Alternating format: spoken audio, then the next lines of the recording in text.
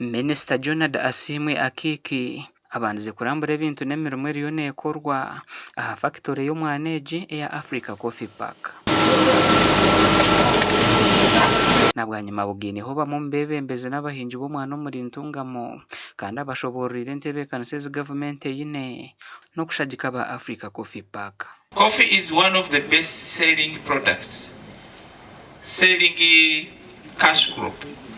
I know sometimes prices may fluctuate a little because of these wars we are having, transportations, people are no longer exporting directly because of the close of some few things, but it is not going to be permanent.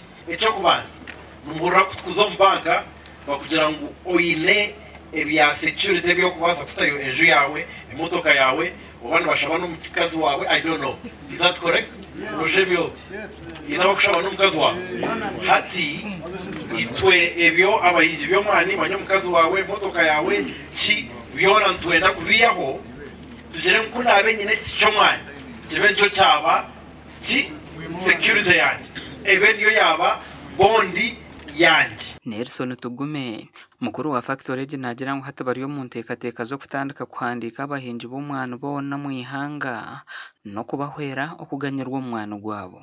Waguze omwani $2, $3, $4 fama nasigaza hozingayi numanye itwijire ombwiro murebero omwana gwagari shiringi kashanju waza na mutwaro kumene check mukitero nunga Orwari wa President Museveni Orwari in a form a good rwari. President Chataire nagamba no kugira ngo ihanga retaire the exporting eguni ya zomani obwire bushyire kugira ngo tushemerire ku exporting box zomani. Bene kintu kwenda kubasha abanyakajana n'abanyantunga mutwena tukwatanise hamwe turi ngo twahirwa omwana akwa katare tukinaha kandi habeyi nungi twinje omwana gwa quality omurungi mwe no gucenjwireje tubona ka sente entasiya yekebeje ekivari addition niyo yaza kutiyara twise ahabita twedenga kwihanga twenda kusima Dr. Nelson ahabwa vision age owa hati factory egi nekora ebintu bitari bimwe na bimwe kuruga omwani kandi hati tandikire no kukora ebigimusa.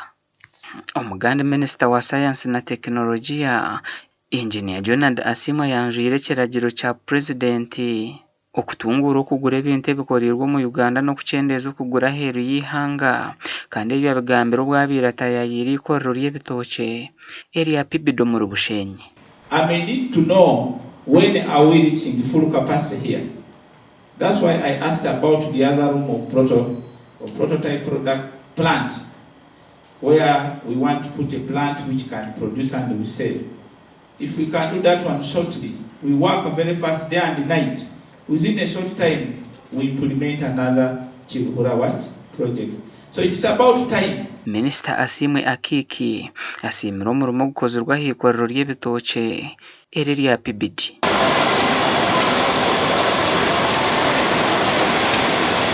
We are having abantu kubanje bafuna emirimo abantu bahansi bakora abana basubire bakora n'abantu bayindi bakora bakora oyo tujya kubantera Ntungamo experiments kandi tukataha era iyo center. This institution has demonstrated as a pathfinder that we can transform our heritage crop matoke into a valuable industrial enterprise, and that is owed to the tremendous efforts of Professor Muranga. Omukoro gugukirweho umuhwezi wa chairman LC5 ahabwa Bushenyi Edward Mpabwa. Oyireho nk'abanyabushenyi narabantu abetoriro gw'umwanya itwe ntukireba tukine gap na munonga twatakarebere ngo twakire bitoke birukwemarire bikwija okuno so konka eshube itatunga no kugira ngo minister yajya bakongera musente omumu ukugira ngo turga aha research phase nar no buyakwane gumo konka tuzo production kandi rikwija kuba ate commercial phase. Ikorero rya PBD rukushangwa muri Nyaruzinga rikatandikaho mu mwaka gw'2024 kandi narukora ebintu byingi okuruga omu bitookye. Gashakwa Elias Rutugusa na Abraham Muganzi.